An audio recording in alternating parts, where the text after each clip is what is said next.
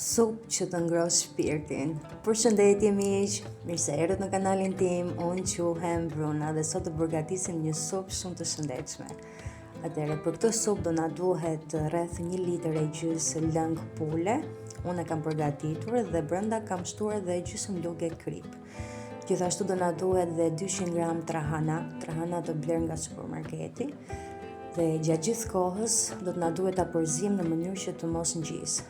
Do na duhet 2 lugë të plota gjalp, nëse keni gjalp fshati akoma dhe më mirë sepse do dali supa dhe më e shijshme.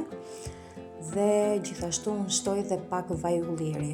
2 lugë vaj ulliri sepse mendoj se bën ndarjen e supës. Nëse ka vetëm gjalp, atëherë ajo pasi të ftohet do ngri.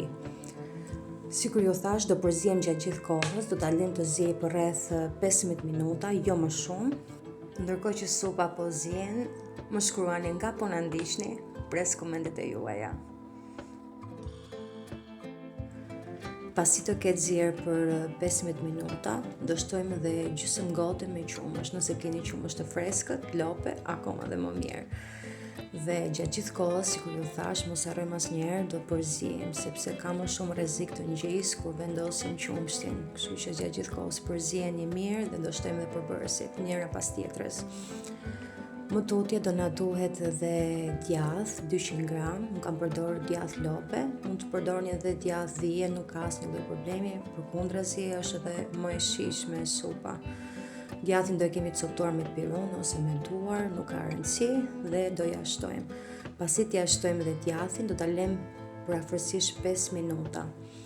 Do me thënë kjo supë nuk na merr më shumë kohë se 20 minuta, është aq e shpejt, po aq e shijshme.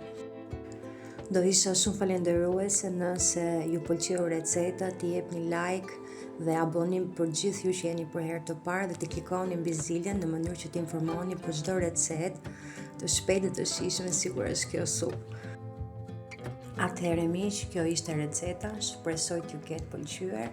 Bashkë do shihemi së shpejti me receta të tjera, të thjeshta dhe uroj të jeni mirë bashkë me familjet tuaja. Gjithë të mirat.